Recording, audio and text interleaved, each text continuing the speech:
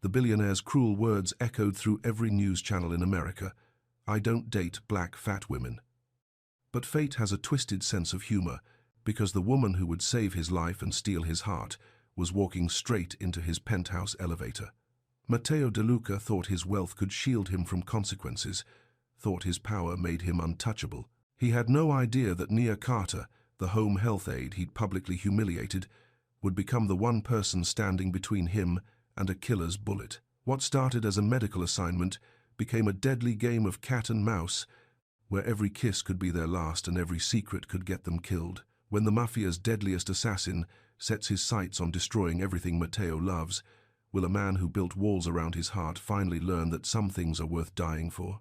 Subscribe and tell me where you're watching from, because this story of redemption and revenge is about to get darker than you can imagine. The alarm buzzed at 5:30 a.m., cutting through the thin walls of Nia Carter's Brooklyn walk-up like a knife. She rolled over and slapped it silent, her hand already reaching for the plastic pill organizer on her nightstand.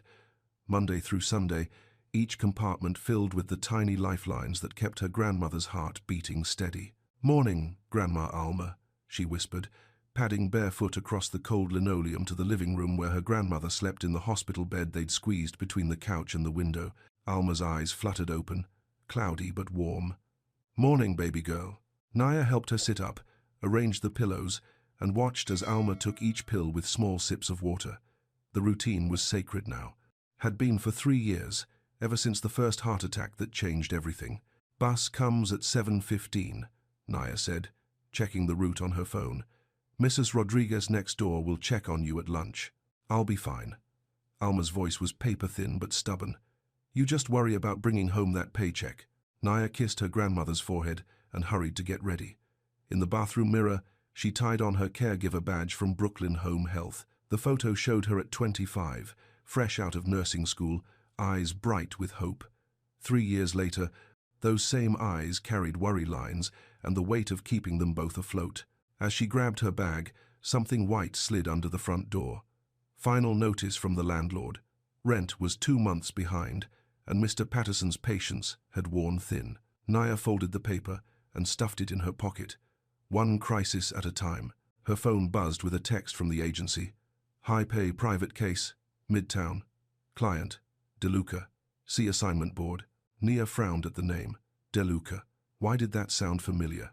At the agency office, she found her assignment slip pinned to the board among dozens of others. The pay rate made her blink twice. $500 a day for basic post-surgical care. In Midtown Manhattan, for someone named Matteo De Luca. "Lucky you," said Sarah, another aide grabbing her own assignment. "Rich clients tip good if you don't mess up." Nia pocketed the slip and headed for the subway. On the train, she pulled out her phone to research her new client. What she found made her stomach drop. A news clip from 2 years ago played on her screen, a reporter shoving a microphone toward a tall, dark-haired man in an expensive suit. "Mr. De Luca, any comment on your dating preferences?" The man's face was stone-cold, handsome, and just as hard. "I don't date black fat women," he said, his voice carrying the kind of authority that expected no pushback. "It's not my type." The clip had resurfaced last month when he opened a new luxury hotel. Comments flooded the screen. "Still think you're God's gift, huh? Money can't buy class. Hope someone humbles this guy." Nia's hands shook as she put her phone away. Of all the clients in New York City, she had to get assigned to him. The train screeched to a stop at her station, and she forced herself to stand on unsteady legs. She needed this job. Alma needed her medication. They needed to keep their home. The De Luca Hotel rose 40 stories into the grey November sky, all glass and steel that screamed money. In the lobby, enormous screens played highlights from the recent opening gala. There he was again, Matteo De Luca, cutting a ribbon with silver scissors, crowds cheering as reporters asked about his comeback. "No comment on past statements," he'd said with a tight smile. "Today is about looking forward, not an apology, not even close." Nia's jaw tightened as she walked to the private elevator. Her reflection stared back from the polished doors. A full-figured black woman in blue scrubs, natural hair pulled back in a bun, brown skin that glowed despite the early hour. She was exactly what he'd dismissed on national television. The elevator climbed in silence. When the doors opened on the penthouse floor, A lean man in a black suit stood waiting. His dark eyes swept over her like she might be carrying a weapon. "ID," he said. Nia showed her badge and assignment sheet.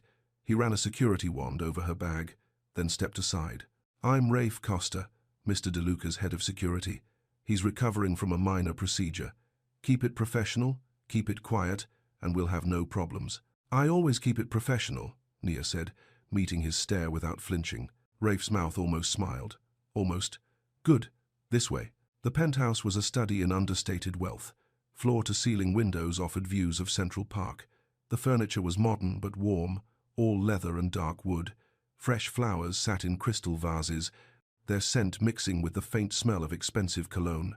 And there, standing near the windows in grey silk pajamas and a matching robe, was Matteo DeLuca himself. He was taller than he'd looked on screen, probably 6'2", with broad shoulders and the kind of presence that commanded attention. His black hair was slightly mussed, like he'd been running his hands through it.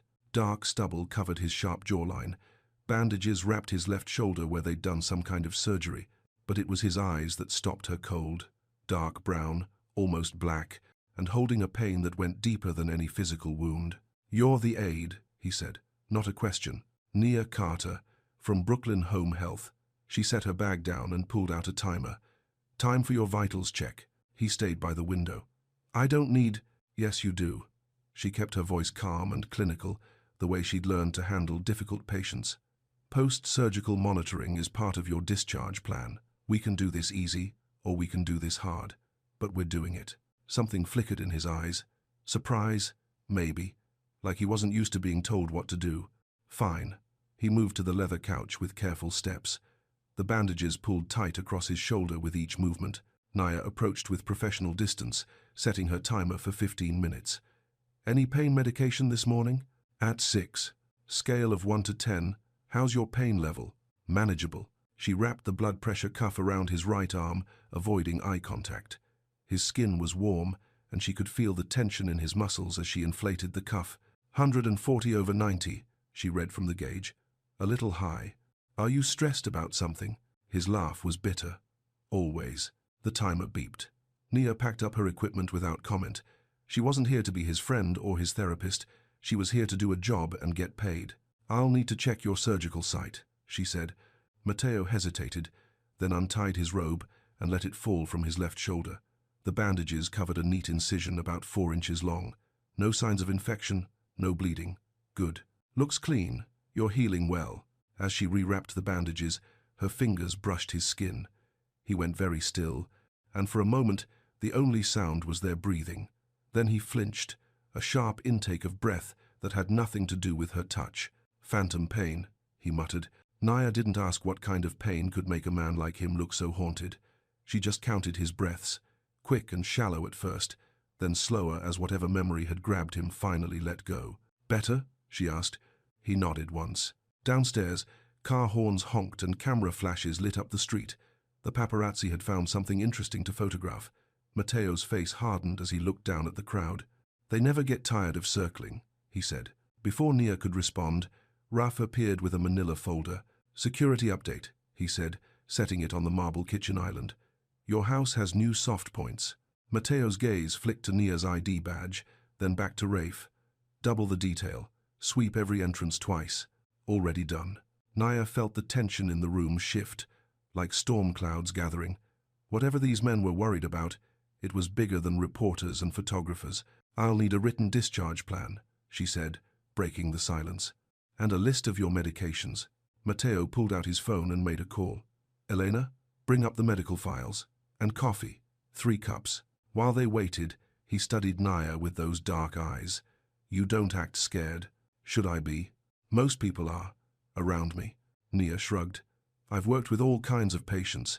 Scared doesn't help anybody heal." When Elena arrived with coffee and files, Matteo handed Nia an envelope along with the medical papers. "What's this?" she asked. "Inconvenience fee for dealing with the circus downstairs." Nia looked inside. $500 bills. A month's rent, just like that. She handed it back. "I don't take bribes." "It's not a bribe. It's money to keep me quiet about your business. That's a bribe." Nia packed up her supplies and shouldered her bag. I'll be back tomorrow at 8 a.m. for your follow-up. She walked to the elevator without looking back, her heart pounding so hard she was sure they could hear it. Behind her, she caught Rafe's low whistle. Interesting, he murmured. The elevator doors closed on Mateo's confused expression. As Nia rode down 40 floors, she realized her hands were shaking. Not from fear, but from something else entirely. For 2 years, she'd carried the sting of his casual cruelty. Now she'd stood in his penthouse, taken his blood pressure, and handed back his money like it meant nothing. Tomorrow she'd have to do it all again. The lobby was chaos when she stepped out. Photographers pressed against the glass windows, camera flashes strobing like lightning. Hotel security kept them outside, but barely. Nia pulled out her phone to call a car, but Mateo's voice echoed from the penthouse. "Miss Carter." She turned. Rafe stood at the elevator, holding the doors. "Mr. DeLuca wants to offer you a ride. I can take the subway. He insists." Nia looked at the crowd outside, then at Rafe's patient expression. The subway would mean pushing through those photographers. A ride would mean owing Mateo DeLuca a favor. "Tell him thanks, but no thanks," she said, and walked toward the side exit. The late afternoon crowd swallowed her up as she headed for the train. Behind her, the DeLuca Hotel gleamed like a tower of gold and secrets. She'd survived day one. Tomorrow would bring new challenges, but tonight she'd go home to Alma with her dignity intact and her principles unbroken, even if her hands were still shaking. That evening, Nia sat at her grandmother's bedside, helping her with dinner. Canned soup and crackers, nothing fancy, but it was warm and filling. "How was work, baby?" Alma asked between spoonfuls. "Fine. New client. Rich guy who had surgery." Alma's knowing eyes studied her granddaughter's face. "You look troubled." "Just tired." But as Nia cleaned up their simple meal, she couldn't stop thinking about those dark eyes and the pain they held. Mateo DeLuca was nothing like she'd expected, harder in some ways, but also broken. Her phone buzzed with a text from an unknown number. "Agency requires overnight coverage for special event tomorrow evening. Client request, double rate." Nia stared at the message. Double rate meant $1,000, enough to catch up on rent and buy Alma's medications for the whole month. She thought about hanging up her scrubs and walking away, finding another client, another job, another way to survive. But Alma coughed in the next room, and the sound was getting weaker. Nia typed back, "Accepted." Whatever Mateo DeLuca was planning for tomorrow night, she'd face it the same way she faced everything else, with her chin up and her heart guarded. The city lights twinkled beyond her window like distant stars, and somewhere in a penthouse tower, a wounded man was probably staring at the same sky, carrying secrets she couldn't imagine. Tomorrow would change everything. She just didn't know it yet. The black dress hung on Nia's closet door like a promise and a threat. She'd bought it 2 years ago for a nursing school graduation party she never attended. Too expensive, too fancy, too much like dreaming above her station. Now it would serve a different purpose. "You look beautiful, baby girl," Alma said from her wheelchair, watching Nia apply lipstick in the bathroom mirror. "Like your mama did when she got all dressed up." Nia's hand stilled. Her mother had been gone 15 years now, but Alma still spoke of her like she might walk through the door any minute. "This isn't about looking beautiful, Grandma. It's about doing my job." Alma's knowing smile said she wasn't fooled. "Hand me those pins. Can't have you going to some fancy party with a crooked hem." They spent the next hour pinning and tucking until the dress fit perfectly. It was midnight blue, the color of deep water, and it hugged Nia's curves without apology. She'd lost weight from stress and long hours, but the dress still celebrated every line of her body. "You remember what your mama used to say?" Alma asked, smoothing down the fabric. "Walk like you own the room, speak like you own the truth, and love like you own your heart." Mama never said that, maybe not in those words, but she lived it. Alma squeezed Nia's hand. "You do too, when you let yourself." An hour later, Nia stood outside the DeLuca Hotel as a black car pulled up to the curb. The driver held the door, and she slipped inside before the photographers could get a clean shot. The hotel's grand ballroom blazed with light and music. Crystal chandeliers cast rainbows across marble floors, where New York's elite mingled with champagne and careful conversation. Nia had never seen so many diamonds in one room, so many perfect smiles hiding imperfect secrets. Her assignment was simple: stay close to Mr. DeLuca during his recovery period, monitor for any signs of distress, and ensure he didn't overexert himself. The agency had been specific. This was medical supervision disguised as social attendance. She found him near the bar, surrounded by men in expensive suits who laughed too loud at his quiet comments. In his black tuxedo, Matteo looked like he'd been born to this world of power and privilege. But Naya caught the careful way he held his left shoulder, the tightness around his eyes that spoke of pain he wouldn't acknowledge. "Well, well," said a voice beside her, a thin man with predatory eyes and a smirk that made her skin crawl. "Look what DeLuca's dragged in from the charity ward." His friends chuckled, the sound sharp as broken glass. "Careful, Marcus," another man said.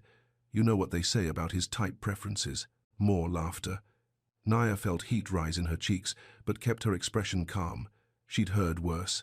She'd survived worse. "Excuse me," she said, moving away from their poison. But their words had carried farther than intended. Across the room, conversations stuttered and stopped. Heads turned. Cameras swiveled. Matteo's jaw went tight as stone. The ballroom seemed to hold its breath as Nia walked across the marble floor, her heels clicking like a heartbeat. She kept her spine straight, her chin high, exactly the way Alma had taught her. Every eye followed her movement, but she focused on the job. Just the job. "Miss Carter." Matteo's voice was carefully controlled when she reached his side. "Thank you for coming." "Of course, Mr. DeLuca. How are you feeling? Any dizziness or discomfort?" His companions exchanged glances. One cleared his throat. "Matteo, perhaps introductions?" "Not necessary." Matteo cut him off. "Miss Carter is here on medical business." The dismissal stung more than it should have. Nia nodded professionally and moved to a respectful distance, close enough to monitor his condition, but far enough to avoid more whispers. The evening crawled by. Nia watched Matteo work the room with military precision. Handshakes, small talk, deals discussed in code over cocktails. He moved like a man who'd never learned to relax, who treated every conversation like a negotiation. Around 10 o'clock, he stepped onto a small balcony for air. Nia followed at a distance, noting the careful way he rolled his injured shoulder. The November night was crisp and clear, the city sprawling below them like a carpet of light. Other guests had spilled onto the balcony for cigarettes and private conversations. "Beautiful view," said a woman's voice behind them. Nia turned to see an elegant woman with silver hair and sharp eyes. She wore pearls and judgment in equal measure. "Yes," Nia agreed politely. "I'm Margaret Whitmore. And you're the nurse?" The way she said it made it sound like a disease. "Caregiver." "Yes, ma'am." Margaret's smile was winter cold. How progressive of Matteo, though I suppose everyone deserves a second chance at redemption. Before Nia could ask what that meant, Margaret drifted away toward a group of women who welcomed her with conspiratorial whispers. Nia moved closer to the balcony rail, needing air that didn't feel thick with judgment. The wind caught her hair, pulling a few strands loose from her careful updo. "Miss Carter." She turned. Matteo stood a few feet away, his dark eyes unreadable. "How's your pain level?" she asked automatically. "Manageable." He paused, then moved closer. "I owe you an apology." "For what?" "This. Bringing you here. It wasn't fair to put you in this position." Nia studied his face in the moonlight. "You mean having to deal with your friend's commentary?" His jaw tightened. "They're not my friends. They're business associates. There's a difference." "Is there?" "Yes." The word came out harder than he'd intended. "I don't choose them for their character, just their money." Something shifted in his expression. Not anger, exactly, but recognition, like he was seeing her clearly for the first time. "You don't pull punches, do you?" "Can't afford to. Life's too short for pretty lies." Matteo was quiet for a long moment, looking out at the city. When he spoke again, his voice was softer. "You're right to call me out. I brought you here because—" He stopped, shook his head. "I don't know why. Maybe I wanted to see if you'd back down, and now you know I won't. Now I know you won't." They stood in comfortable silence until a server approached with champagne. Matteo waved him away, but Nia accepted a glass. The bubbles tickled her nose as she sipped. "You don't drink?" she asked. "Not anymore." His answer was clipped, final. No explanation offered. Behind them, the party continued its elaborate dance of wealth and influence. But on the balcony, with the city lights spread below and the November wind carrying the scent of distant rain, they existed in a pocket of honesty. "Why do you do this?" Nia asked. "The hotels? The business deals? All of it?" Matteo considered the question like it was a puzzle he'd never tried to solve. Because it's what I was raised for. What I'm good at. That's not an answer. That's an excuse. His mouth almost smiled. You really don't pull punches. I told you. My father built the first hotel when I was 10, he said finally. Said it was about legacy, about giving people a place to feel safe, even if it was just for one night. His voice went quiet. I thought I was continuing that, building something that mattered. Past tense? Everything feels like past tense lately. Before Naya could respond, a commotion erupted from inside the ballroom.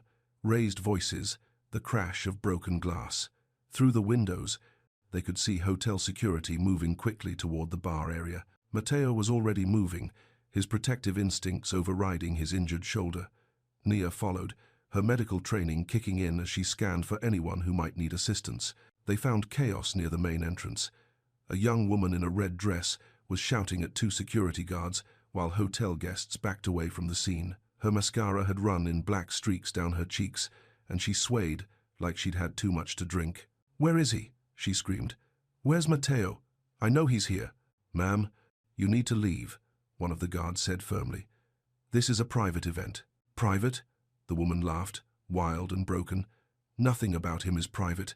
Ask him about Sophia. Ask him about the baby. Nia felt Matteo go rigid beside her.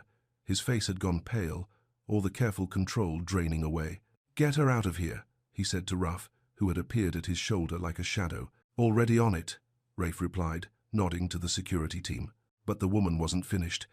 Her desperate eyes found Matteo across the crowd, and her voice rose to a wail that cut through the music and chatter. You killed them. You killed them both, and now you're here playing dress-up like nothing happened. Security moved in then, but gently.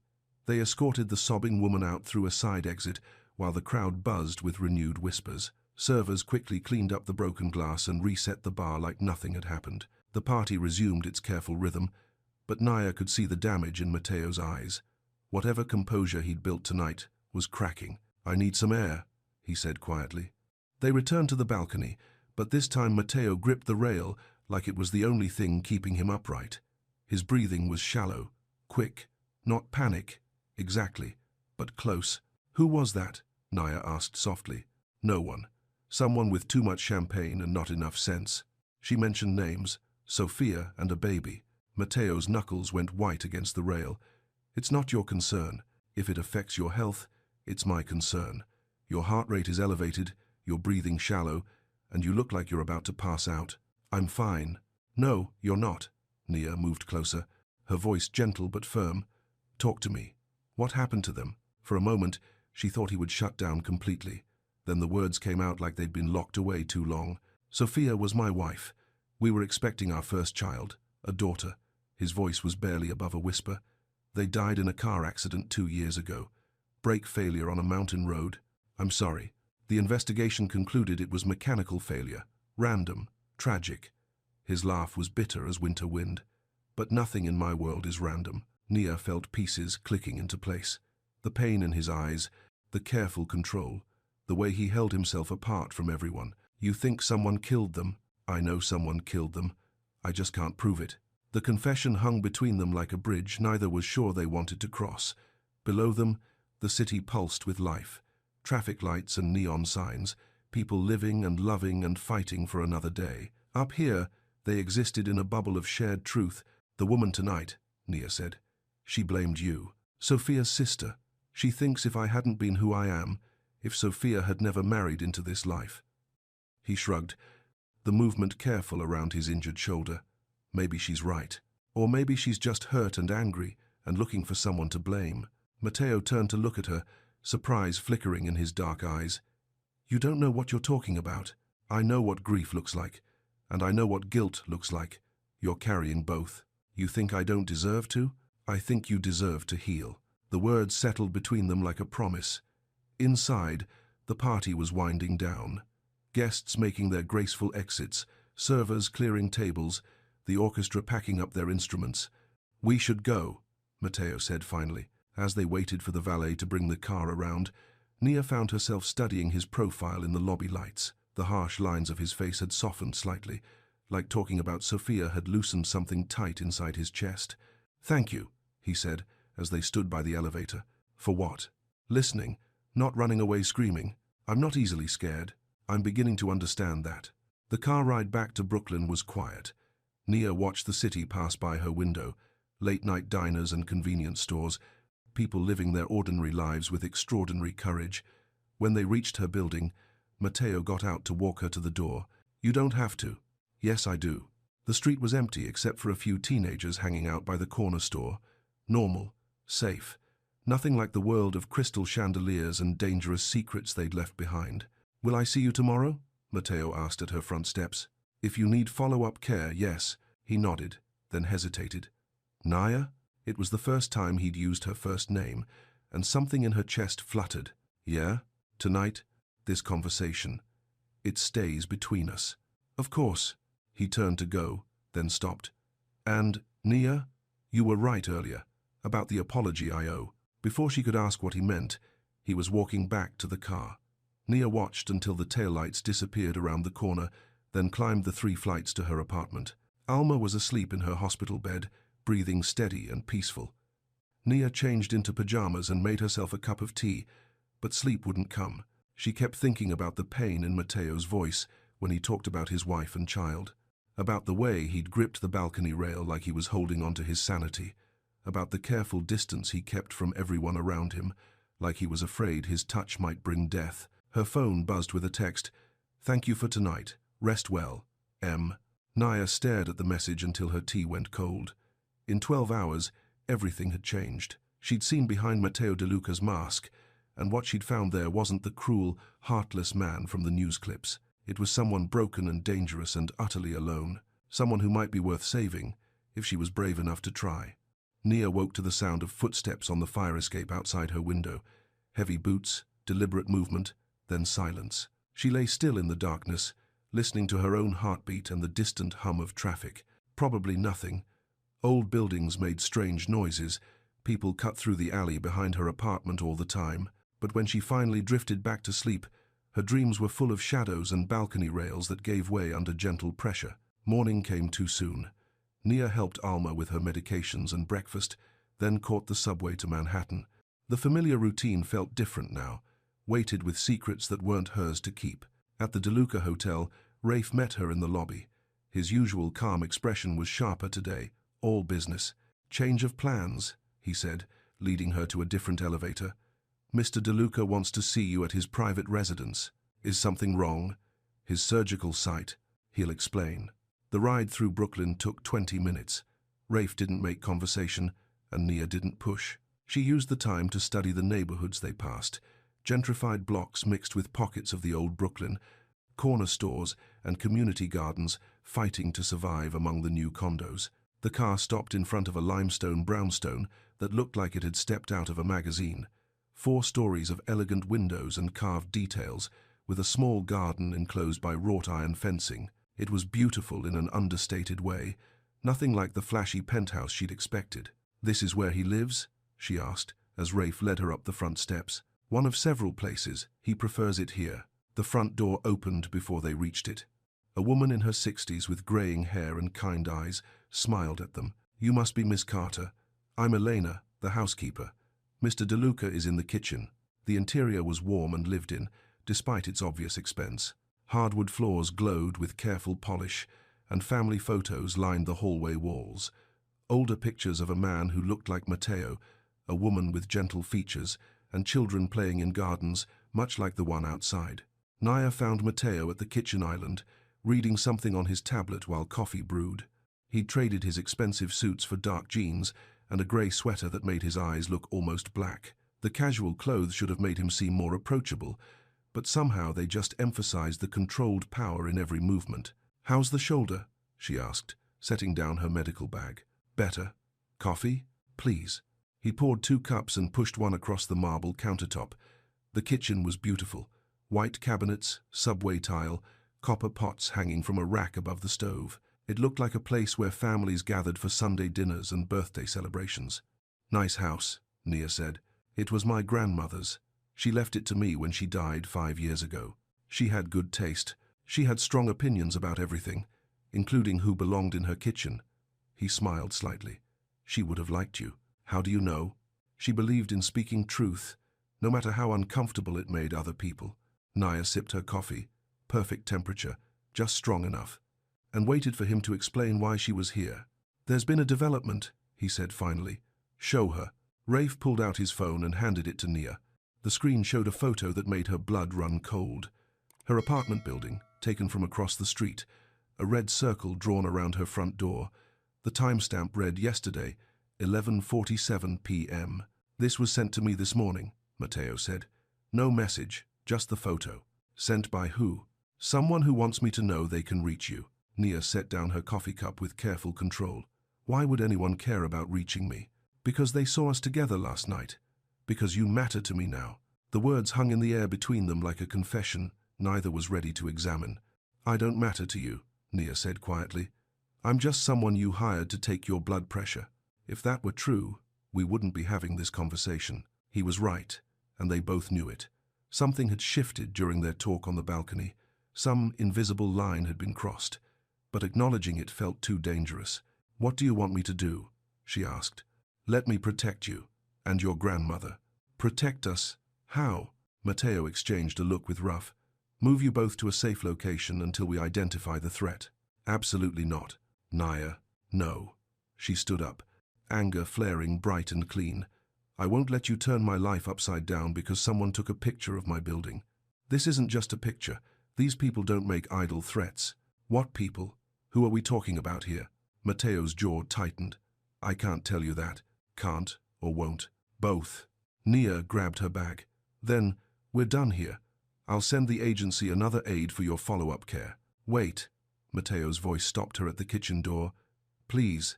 Something in his tone made her turn back. He looked younger suddenly, less controlled, afraid. "I've already lost everyone I cared about," he said quietly. "I won't watch it happen again." "Then maybe you should stop caring about people." "It's too late for that." The confession hit her like a physical blow. Nia sank back into her chair, mind racing. "This is insane," she said. 3 days ago, you didn't know I existed. Now you're asking me to abandon my life because some stranger might want to hurt me?" "Yes." "Why?" "Because the alternative is finding you dead in an alley, and I can't live with that." His honesty was brutal and complete. Nia stared at him, seeing past the expensive clothes and careful control to the man underneath. Someone who'd learned that love meant loss, that caring meant vulnerability, that the only safety was in keeping everyone at arm's length. "What happened to your wife wasn't your fault," she said. "Wasn't it?" "No. It was the fault of whoever cut those brake lines." Matteo flinched like she'd slapped him. "You don't understand the world I come from. Then explain it to me." For a long moment, he said nothing. Then he pulled out his phone and showed her a news article from 3 years ago. The headline read, "Hotel magnate's ties to organized crime under investigation." "My father built his business with loans from people who don't believe in bankruptcy," Matteo said. "When he died, those debts became my responsibility. I've spent 10 years paying them off and trying to go legitimate, but some connections can't be erased." "So you think someone from your father's past killed Sophia?" "I think someone wanted to remind me that no one is untouchable, that even if I walked away from the family business, the business wouldn't walk away from me." Nia absorbed this slowly. It explained so much. The security, the careful distance he kept from people, the way he moved through the world like he was constantly under siege. "Who do you think sent the photo?" "Could be anyone. A rival family, someone who thinks I owe them money or respect. Or," he hesitated, "or what? Someone who wants me to make a specific choice." Before Nia could ask what that meant, her phone rang. The caller ID made her heart stop. "Mrs. Rodriguez," she answered quickly. "Is everything okay?" "Mija, I'm sorry to bother you at work, but there's a man here asking about your grandmother. Says he's from the insurance company, but something don't feel right." Nia's blood turned to ice. "What kind of man?" "Thin, pale, nice suit, but mean eyes. He's been knocking on doors, asking neighbors about your family. Don't let him in. Don't tell him anything. I'm coming home." "Nia, what's—" "I'll be there in an hour. Keep your door locked." She hung up and found Matteo already moving toward the door. "We go now," he said to Rafe. "Full detail." "Wait." Nia grabbed his arm. "I need to think about this." "There's no time to think. If they're at your building, your grandmother is in danger right now." The truth hit her like a punch to the stomach. Whatever this was, whatever dangerous game Matteo was caught up in, Alma was now part of it too. "Okay," she said, "but I have conditions." "Name them." "Full transparency. No more secrets, no more half-truths. If I'm trusting you with our lives, I need to know what we're up against." Matteo nodded. "Agreed. And when this is over, when whoever sent that photo is caught or scared off or dealt with, we go back to our lives. No strings, no obligations. If that's what you want." Something flickered in his eyes when he said it, but Naya couldn't read the emotion there. Pain, maybe, or relief. "That's what I want," she lied. 20 minutes later, they were racing through Brooklyn in an SUV with tinted windows. Naya called Mrs. Rodriguez again, but the phone went straight to voicemail. The knot in her stomach tightened. "She's not answering."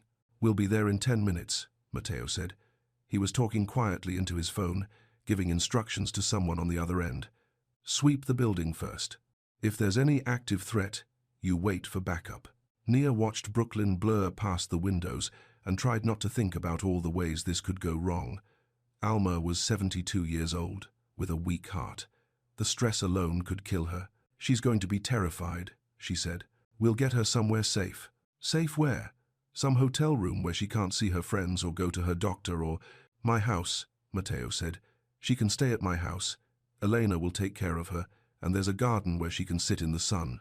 The offer was so unexpected, so genuinely kind, that Naya felt tears prick her eyes. "Why would you do that?" "Because she matters to you. Simple as that. Because Nia mattered to him, and Alma mattered to Nia, so Alma mattered to him too." The logic was flawless and terrifying. They pulled up to her building as fire trucks were pulling away. Naya's heart nearly stopped until she saw Mrs. Rodriguez standing on the sidewalk in her bathrobe, talking to a police officer. "False alarm," the officer was telling her as Nia ran up. "Smoke detector malfunction in 3B, but the building's been evacuated as a precaution." "Where's my grandmother?" Nia asked Mrs. Rodriguez. The paramedics took her to Brooklyn Methodist. The excitement, it made her chest tight. "She's okay," Mrs. Rodriguez added quickly, seeing Naya's face. "Just a precaution." Matteo appeared at Nia's shoulder. "We need to go, now." As they drove to the hospital, Nia tried to process what had just happened. A convenient smoke detector malfunction that forced everyone out of the building. A helpful stranger asking questions about her family. Alma having chest pains at exactly the wrong moment. "This wasn't random, was it?" she said. "No," Matteo replied. "It wasn't." At the hospital, they found Alma in the emergency department, looking small and fragile in the hospital bed, but alert and annoyed. "All this fuss over nothing," she grumbled when she saw Nia. "I just got a little winded, that's all." "The doctor wants to keep you for observation," Nia said, squeezing her grandmother's hand. "Waste of money. I'm fine." "Mrs. Carter," a voice said behind them. A young doctor in blue scrubs approached with a clipboard. "I'm Dr. Kim Park, the cardiologist on duty. Your grandmother's EKG shows some irregularities. Nothing immediately dangerous, but I'd like to run a few more tests." Nia nodded, grateful that someone was taking Alma's condition seriously. "How long will that take?" Matteo asked. Dr. Park looked at him curiously. "And you are?" "A friend," Nia said quickly. "Dr. Park, this is Matteo De Luca." "The hotel owner?" Dr. Park's eyebrows rose. "I heard about your new cardiac wing donation. Very generous." "It seemed like a worthy cause," Matteo said. "About Mrs. Carter's tests? A few hours, most likely. She'll need to stay overnight for monitoring." That decided it. Naya couldn't take Alma back to their apartment, not with strangers asking questions and convenient emergencies forcing evacuations, and she couldn't stay at the hospital indefinitely. "Alma," she said gently, "how would you feel about staying somewhere else for a few days, just until things settle down?" Alma's sharp eyes moved between Nia and Matteo. "What kind of trouble are you in, baby girl?" "The kind that's better faced with friends," Naya said. "This man your friend?" Nia looked at Matteo, his expensive clothes and careful posture, his dark eyes that held too many secrets. 3 days ago, she would have laughed at the idea. Now, "Yeah," she said, "he is." Alma studied Matteo for a long moment. Whatever she saw there must have satisfied her, because she nodded once. "All right then. But I want my own room and my medications organized the way I like them." "Of course," Matteo said. "Whatever you need." As Dr. Park left to arrange the tests, Alma reached for Mateo's hand. Her fingers were thin and fragile, but her grip was surprisingly strong. "You take care of my granddaughter," she said. "She's all I got left in this world." "I will," he promised. "I swear to you, I will." Something passed between them in that moment, an understanding maybe, or a blessing. Alma squeezed his hand once more, then let go. "Good," she said. "Now somebody get me a decent cup of coffee. Hospital coffee tastes like dishwater." As Mateo went to find coffee, and Rafe stationed himself outside the door, Nia sat beside her grandmother's bed and tried to make sense of the last few hours. 24 hours ago, her biggest worry had been paying the rent. Now she was planning to move into a stranger's house, while mysterious enemies circled like sharks in dark water. But when she looked at Mateo through the doorway, talking quietly into his phone, coordinating their safety with the same intensity he probably brought to business deals, she didn't feel like a victim. She felt protected, cherished even, and that was more dangerous than any threat some nameless enemy could pose. Because Nia Carter had spent her whole life taking care of other people, she'd never learned how to let someone take care of her. But maybe it was time to start. The brownstone felt different at night, larger somehow, full of shadows that whispered stories from decades past. Nia stood at the guest room window, watching Rafe make his rounds through the garden below. Every 30 minutes, like clockwork, his figure passed beneath the streetlights. Down the hall, Alma was already asleep in what had once been Mateo's grandmother's sewing room. Elena had transformed it into a comfortable bedroom in less than 2 hours.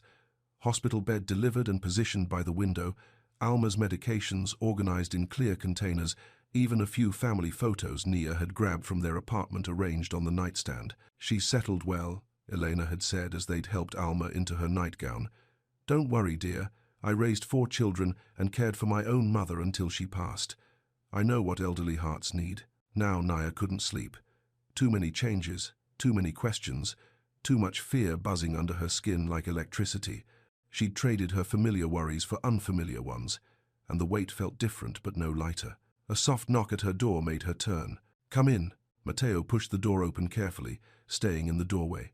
He'd changed into dark sweatpants and a white t-shirt that made him look younger, less intimidating. Almost normal, if you ignored the tension that never quite left his shoulders.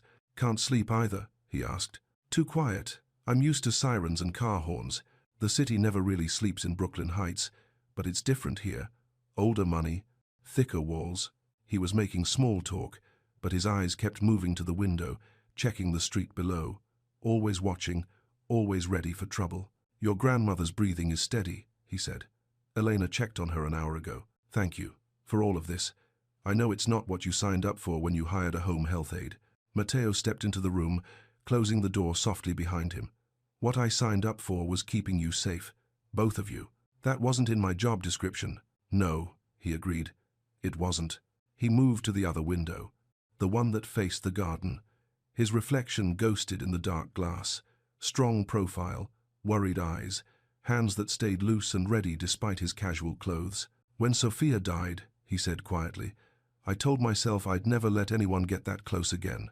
It was easier that way, cleaner." "What changed?" "You walked into my penthouse and handed back my money like it was pocket change. Then you stood in my world wearing that blue dress and refused to be ashamed of who you are."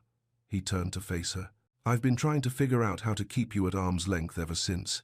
Turns out I'm not very good at it." The honesty in his voice made something flutter in Nia's chest.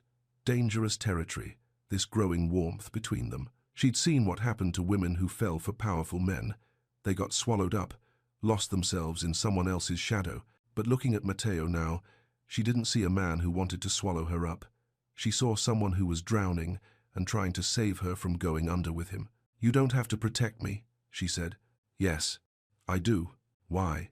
"Because I'm falling in love with you." The words hung between them like a bridge made of hope and terror. Nia felt her heart skip, then race. 3 days. They'd known each other for 3 days, and somehow that felt like both forever and not nearly long enough. "You can't love someone you don't know." "Then tell me who you are," he said, stepping closer. "Tell me about the little girl who grew up in Brooklyn taking care of everyone else. Tell me about the woman who became a nurse because healing people mattered more than making money. Tell me about the granddaughter who works 3 jobs to keep her grandmother in medications and still finds energy to fight for what's right. How do you know all that?" Because I asked. Because I wanted to know everything about the woman who looked at me and saw past the money and the power to whatever was left underneath. Naya's throat went tight with unshed tears. No one had ever wanted to know her that way before. Men had wanted her body, her attention, her service, but no one had wanted to know the stories that made her who she was. "I'm scared," she whispered. "Of me? Of this. Of how fast everything is changing. 3 days ago, I was nobody special, just another woman trying to survive in an expensive city. You were never nobody special." Matteo moved closer, close enough that she could smell his soap and see the dark stubble along his jaw. "You just hadn't met anyone who bothered to look. And now I have? Now you have." He reached up slowly, giving her time to pull away. When she didn't, his fingers traced the line of her cheek with a gentleness that made her eyes close. "I know this is crazy," he said. "I know the timing is terrible and the circumstances are impossible, but I can't pretend I don't feel what I feel." "What do you feel?" "Like I've been holding my breath for 2 years, and you're the first person who makes me want to breathe again." The kiss was soft at first, tentative, a question asked with lips and breath. Nia answered by rising on her toes, by threading her fingers through his dark hair, by opening her mouth to his with a hunger that surprised them both. He tasted like coffee and possibility. His hands slid down to her waist, pulling her closer, and she melted against the solid warmth of his chest. For a moment, the world narrowed to just this: the gentle pressure of his mouth, the way his thumbs traced circles on her hip bones, the sound he made deep in his throat when she nipped at his bottom lip. Then reality crashed back in. Nia pulled away, breathing hard. "We can't do this." "Why not?" "Because you're my client.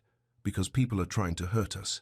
Because I'm living in your house under your protection, and that makes this," she struggled for the right word, "complicated." Matteo stepped back, giving her space to think. "You're right. The timing is terrible." "The timing is terrible," she agreed. "And the power dynamic is all wrong. Completely wrong. And we barely know each other." Barely.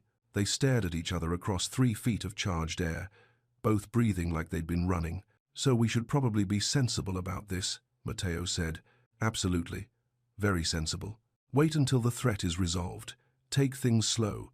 Get to know each other properly." "That's exactly what we should do." Neither of them moved. "Naya, yeah? I'm going to kiss you again now." "Okay." This time there was nothing tentative about it. Matteo's mouth claimed hers with a fierce tenderness that made her knees weak. Nia fisted her hands in his t-shirt and held on, giving back as good as she got. When they finally broke apart, they were both breathing hard. "That was the opposite of sensible," she gasped. "I never claimed to be sensible. What are we doing?" "I don't know," he admitted. "But I don't want to stop." Before Nia could respond, her phone buzzed with a text, then another, then a rapid series of notifications that made both of them freeze. The messages were all from the same unknown number. "Sweet dreams. Beautiful. Nice house. Very secure, but not secure enough. Windows are so fragile, aren't they?" The final message was a photo. The guest room window where they stood, taken from across the street. They were clearly visible in the frame, close together, obviously intimate. Matteo was already moving, pulling Nia away from the window as he spoke into his phone. "Perimeter breach. Northwest corner. Active surveillance confirmed." Nia heard Rafe's voice crackling through the speaker, but couldn't make out the words over the rush of blood in her ears. This was really happening. Someone was watching them, threatening them, playing with their lives like pieces on a chessboard. "Safe room," Matteo said, guiding her toward the door. "Now, what about Alma?" "Elena's with her. Rafe's team will secure this floor." They hurried down the hallway to what looked like a regular closet door. Matteo pressed his thumb to a hidden scanner, and the door swung open to reveal a small but comfortable room lined with monitors and communication equipment. "You have a panic room in your grandmother's house?" Nia asked as they stepped inside. "I have panic rooms in all my houses. Occupational hazard." The monitors showed different angles of the brownstone's exterior. Nia could see dark figures moving through the garden, but they were too quick and well-trained to be threats. Matteo's security team, doing their job. "How did they find us so fast?" she asked. "Good question." Matteo was working at a keyboard, pulling up different camera angles. "This location isn't public record. Only a few people knew we'd be here tonight." "You think someone told them?" "I think someone's been planning this for a while, and we walked right into it."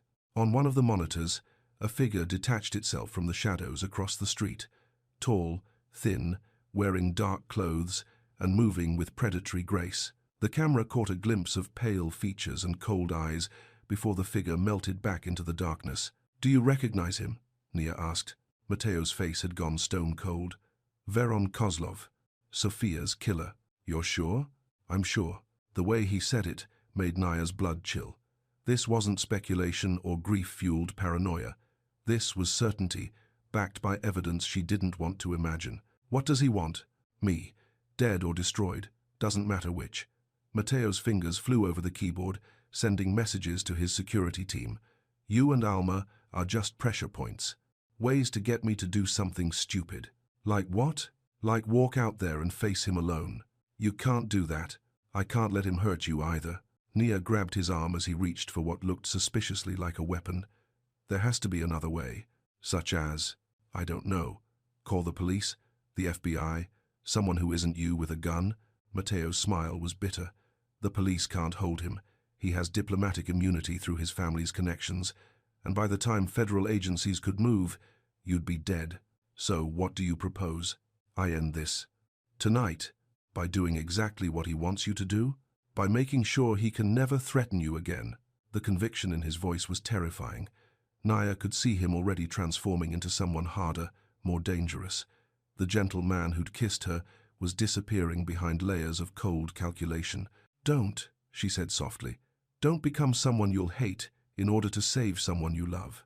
Something in her words reached him. The stone mask cracked, and for a moment she saw the man underneath, afraid, angry, but still fundamentally good.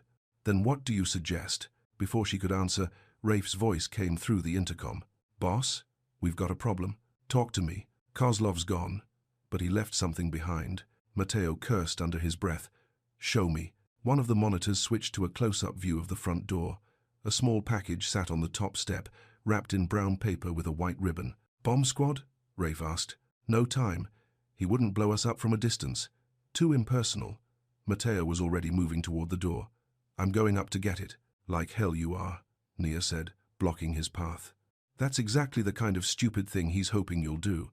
"Nia, no, we think this through. We make a plan that doesn't involve you walking into an obvious trap." Mateo stared at her for a long moment. Then, surprising her, he smiled. "You're right. Okay, we think it through." He settled back against the wall. "What do you think is in the package?" "Something meant to scare us. Something personal." "Agreed. The question is, how personal?" They didn't have to wait long to find out. Rafe's voice crackled through the intercom again. "Boss, you need to see this. I'm bringing it down." 5 minutes later, Raf appeared on the monitor carrying the opened package. Inside was a small digital photo frame, the kind people gave as gifts. Mateo activated the intercom. "What's it showing?" "Photos," Rafe said grimly, "of Mrs. Carter's old neighborhood, her doctor's office, the grocery store she uses. All recent pictures." Nia felt the blood drain from her face. "He's been watching Alma." "For how long?" Mateo asked. "Weeks, from the looks of it. Maybe months." Rafe's voice was tight with controlled anger.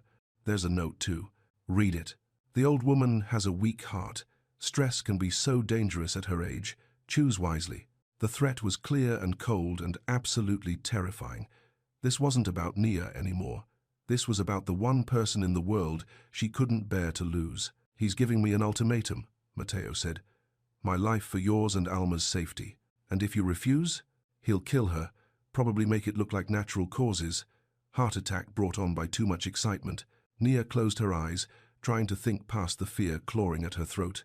There had to be a way out of this that didn't involve anyone dying. "What if we disappear?" she asked. "Take Alma and leave the city. Start over somewhere he can't find us. He found us here in less than 8 hours. He'll find us anywhere. Then we go to the police, tell them everything, and hope they can protect you better than I can." The bitter truth was that they probably couldn't. Kozlov moved through the world like smoke, untouchable and deadly. Traditional law enforcement would be useless against someone with his resources and connections. "There's a third option," Mateo said quietly, "which is, we make him think he's won, draw him close enough to end this permanently. Using yourself as bait. Using all of us as bait." Nia stared at him. "That's insane." It's the only way to guarantee your safety. By putting us all in maximum danger? By controlling the circumstances instead of letting him dictate terms. Before Naya could argue further, another voice crackled through the intercom. Elena, sounding worried. Mr. DeLuca? Mrs. Carter is asking for Nia. She's agitated about something. Naya was moving toward the door before Elena finished speaking. Mateo caught her arm. It could be a trap. She's a 72-year-old woman with a heart condition. If she's agitated, she needs me. If this is part of his plan, then we deal with it. But I won't hide in a closet while my grandmother needs help. Mateo studied her face for a moment, then nodded. We go together. Rafe provides cover. They made their way down the hallway with careful speed. Elena met them outside Alma's room, wringing her hands. She woke up, asking about strange men and phone calls. I tried to reassure her, but she says she won't rest until she talks to you. Inside the room, Alma sat up in bed looking smaller and more fragile than Naya had ever seen her. But her eyes were sharp, alert. Baby girl, she said when she saw Nia. We need to talk. What's wrong, Grandma? I remember now where I heard that name before. DeLuca. Alma's gaze moved to Mateo. Your father. He helped my late husband once, long time ago, when we were young and foolish and owed money to the wrong people. Mateo went very still. My father helped your husband, Joseph DeLuca. He owned a small hotel then, nothing fancy. But he had connections, and when Tommy got in over his head with some bad men, Mr. DeLuca made it right. Alma's voice grew stronger, said every family deserved a chance to start clean. I don't understand, Nia said. Your grandfather had a gambling problem, Alma explained gently. Lost money he didn't have to people who don't forgive debts. We were going to lose everything. The house, the shop, maybe worse. Then Joseph DeLuca stepped in, paid the debt, asked for nothing in return, except that Tommy get help for his problem. Mateo sank into the chair beside the bed. My father never told me. Why would he? It was just kindness, but I never forgot. Alma reached for his hand, and now his son is protecting my granddaughter. Funny how life comes full circle. Mrs. Carter, Mateo said carefully, what I'm asking of you and Nia, it's dangerous. If you want to leave, I'll understand. Leave? Alma laughed, a sound like rustling leaves.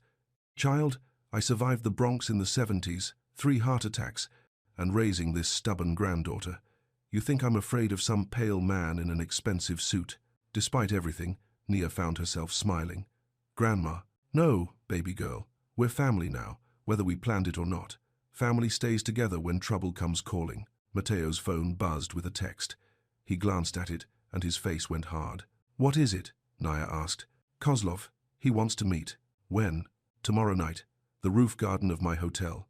Just him and me. It's obviously a trap. Yes, but it's also an opportunity. Mateo looked between Nia and Alma. If we're smart about this, we can end it tomorrow night. How? By giving him exactly what he thinks he wants. As Mateo outlined his plan, Nia felt the pieces clicking into place.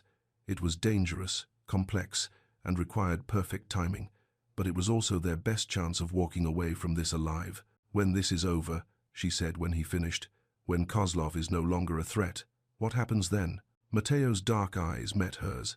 Then we find out if what's between us is real, or just adrenaline and proximity. And if it's real, then I spend the rest of my life proving I'm worth the risk you took on me. Outside, dawn was beginning to touch the edges of the sky. In a few hours, they would set in motion events that would either free them or destroy them. But for now, in this quiet room, with Alma's steady breathing and the promise of sunrise beyond the windows, Nia allowed herself to believe in happy endings, even if she had to fight for hers. Epilogue, 6 months later. The community clinic in Brooklyn hummed with quiet activity as Nia finished her rounds. Prenatal checkups, blood pressure monitoring, medication counseling, the work she'd trained for, the work that fed her soul.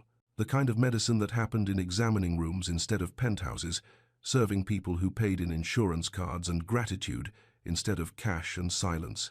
Mrs. Jackson's doing better on the new medication, she told Dr. Martinez as she updated patient charts. Blood pressure's down to normal range. Excellent. That's the 3rd patient this month who's stabilized since we started the cardiac prevention program. The program that Mateo had quietly funded, along with the clinic's expansion and the new equipment that let them serve twice as many patients. He never asked for recognition, never wanted his name on any plaques, just quiet, steady support that let healing happen. "Nia?" Dr. Martinez's voice pulled her back to the present. "Your ride's here." Through the clinic's front windows, she could see the familiar black SUV idling at the curb, not the armored vehicle from those terrifying days 6 months ago, just Mateo's everyday car, the one he drove himself more often than not these days. She gathered her things and headed outside, where Brooklyn's summer evening wrapped around her like a familiar embrace. The neighborhood had changed in the months since Kozlov's arrest. Not gentrification exactly, but a kind of settling in, people feeling safer in their own streets. Mateo got out to open her door, a gesture that had become habit rather than formality. He wore jeans and a polo shirt instead of his usual expensive suits, and his smile was easier now, less guarded. "How was your day?" he asked as they pulled into traffic. "Good, Mrs. Peterson's grandson brought her flowers. Apparently he's been clean for 60 days now, and the Martinez baby took his first steps in the waiting room. The important stuff, the important stuff. It had taken months for them to find this rhythm, her work, his business, the life they were building together, one careful day at a time. The media attention had died down after Kozlov's trial, when it became clear that Matteo De Luca was more interested in legitimate business than criminal enterprise. The hotels still made money, but now they also employed local residents and supported community programs. "How's Alma today?" Matteo asked as they turned toward Brooklyn Heights. "Bossy as ever. She spent the morning reorganizing Elena's spice cabinet and critiquing your choice in houseplants. The woman has strong opinions about everything. She likes you anyway. Just took her 6 months to admit it." They drove through the familiar streets toward the brownstone that had become home for all of them. Elena had adapted to having an elderly woman in residence with remarkable grace, and Alma had appointed herself unofficial supervisor of household operations. The arrangement worked better than anyone had expected. In the garden behind the house, they found Alma holding court from her favorite chair, while Elena's grandchildren played nearby. A small memorial garden grew in the corner, white roses and baby's breath planted in memory of Sophia and her unborn daughter. Matteo visited it every morning with coffee and quiet words, making peace with the past one day at a time. "There's my favorite granddaughter," Alma called when she saw them. "I'm your only granddaughter." "Details." Alma's eyes sparkled with mischief. "Matteo, that rose bush needs pruning," and the children tracked mud through the kitchen again. "I'll take care of it," he promised, bending to kiss her cheek. "See that you do, and wash your hands before dinner. We're having pot roast." Later, after dinner, dishes were cleared and the house had settled into evening quiet. Nia and Matteo sat on the front steps, watching the neighborhood wind down. Children called in for baths, porch lights flickered on, couples walked dogs and pushed strollers along the tree-lined sidewalks. "Peaceful," Matteo observed. "Too peaceful for you?" "Never." He reached for her hand, threading their fingers together. "I spent so many years thinking peace was weakness. Turns out it's just harder to achieve than chaos. Some things worth having usually are." They sat in comfortable silence until Matteo's phone buzzed with a text. Nia tensed automatically, old habits from those dangerous days, but he glanced at it and smiled. Rafe. His wife had the baby. 8 pounds, healthy lungs. "That's wonderful. He wants to name the kid Joseph, after my father." Nia squeezed his hand. "Your father would be proud of what you've built." "Would he? Sometimes I wonder if going legitimate disappointed him. Building something that helps people instead of hurting them, creating jobs and supporting communities." Nia turned to face him fully. "Any father would be proud of that." Matteo's smile was soft and real, the expression of a man who'd learned to believe in his own worth. "I have something for you," he said, pulling a small velvet box from his pocket. Nia's heart skipped. "Matteo, it's not what you think." "Well, it is what you think, but not yet." He opened the box to reveal a simple gold ring set with a single perfect diamond. "It's a promise ring. A promise that when you're ready, when we're both sure this is what we want, I'll ask you properly. And until then, we keep building this life together. One day, one choice, one small act of courage at a time."